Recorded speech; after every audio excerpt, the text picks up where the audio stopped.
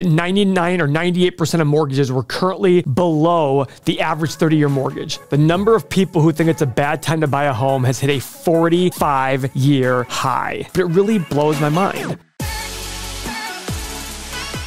The real estate market owns my brain. I don't get what's going on there. It's absolutely insane. So, little anecdote for you. Mo bought a house in Ohio for $515,000 4 years ago, put $100,000 into it. A few years back, like right after COVID, when the market was booming, he thought he can get $725,000. A house down the street from that house just sold. I told him, call the agent, see what you can get. The agent literally told him, listed for $875,000, we'll get over $1 million. Guys, interest rates are 6.5% to 7%. Housing prices are down. Sales of units are down, but supply is also down. This is the article from Market Watch. U.S. house prices experienced the largest yearly decline since January 2012. Now, if you remember my videos a year ago, I said I'm not exactly convinced that home prices are going to go down.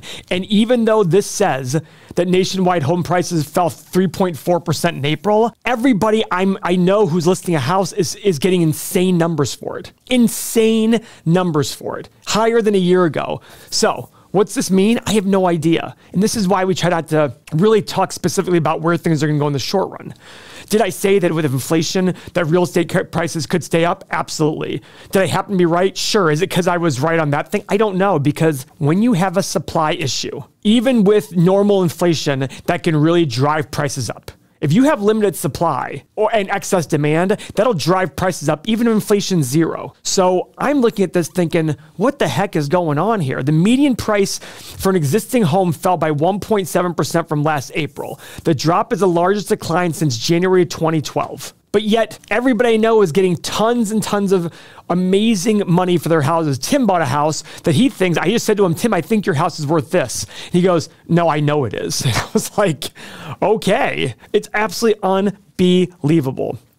Now, drop in sales wasn't as bad as economists expected, but compared with April 2022, sales were down 23%. But I think a large part of that was supply of homes. Now, I want to go look that up. We have to look here. The number of homes on the market rose by 7.2%. Okay, that sounds like a lot, right? But the number of fresh listings is still down from a year ago. I don't get what is going on here. I really don't. I wish I had an answer for all this to say, you know what? It's because of this. But it really blows my mind. I sit here and go, all right, the average 30-year mortgage is 6.5 to 7. Inventory's up.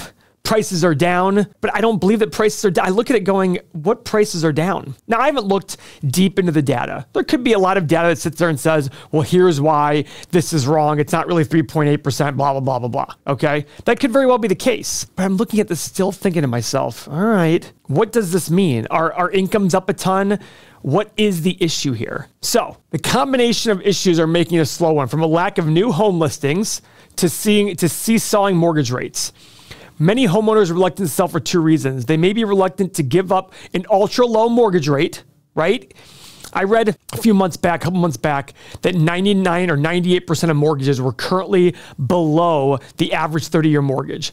You know, my fiance got a mortgage of 2.625 2 years ago. We are not selling that house. I don't care.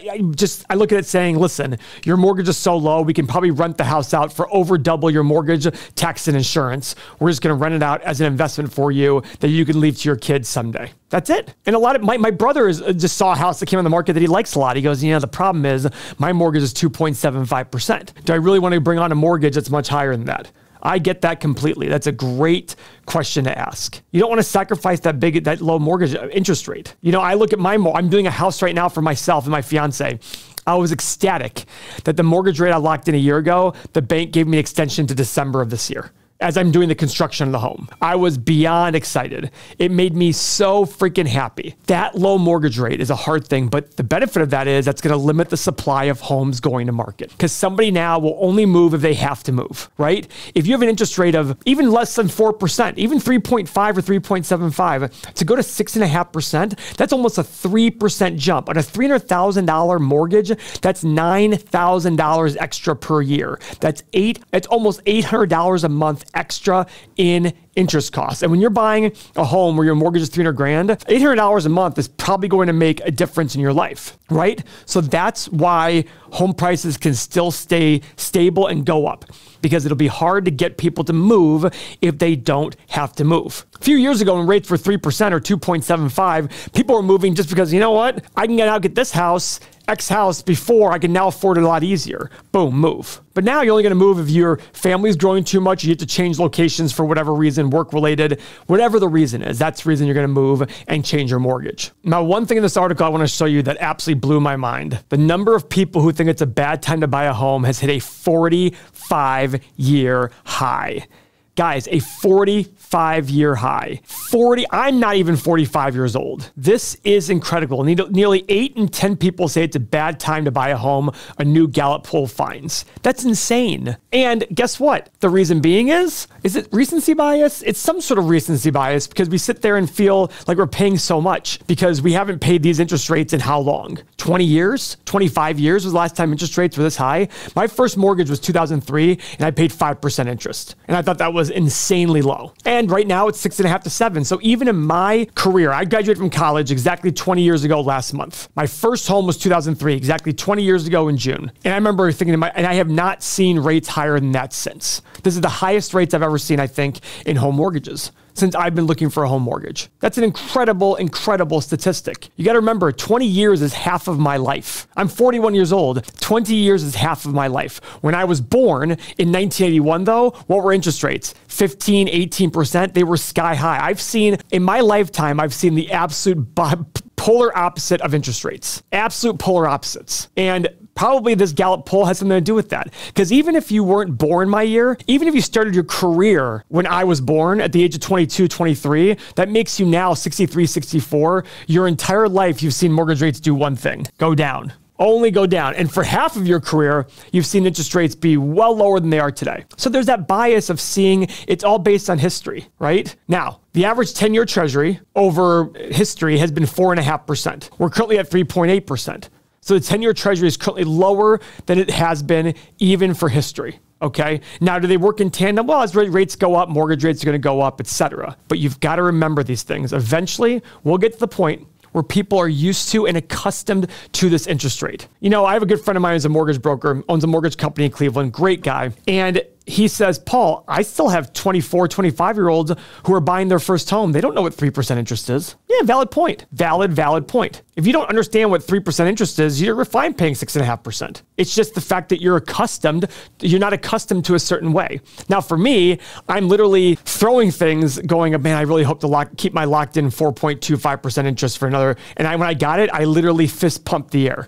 I was so excited when the bank said, Paul, we'll give you to December 31st to finish your house. I was so excited because it allowed me more time to sit there and lock in my rate, because I was worried I'd have to go up to a really high interest rate. And these are the realities of this. Now, does this mean you should go out and buy a home, not buy a home, sell your? I don't know. But all I'm saying is that these are part of the cycles of life. And we saw this big increase in interest rates very quickly that nobody expected to happen. Nobody did. But remember, it was to fight inflation. And inflation has really been tempered down. We saw below 5% for the first time in a long time this past month. Great. Now, does that mean interest rates are going to go lower soon? I have no idea. But if we hit a recession, we have job loss, whatever it is, we don't know the future. And we're not here to predict the future.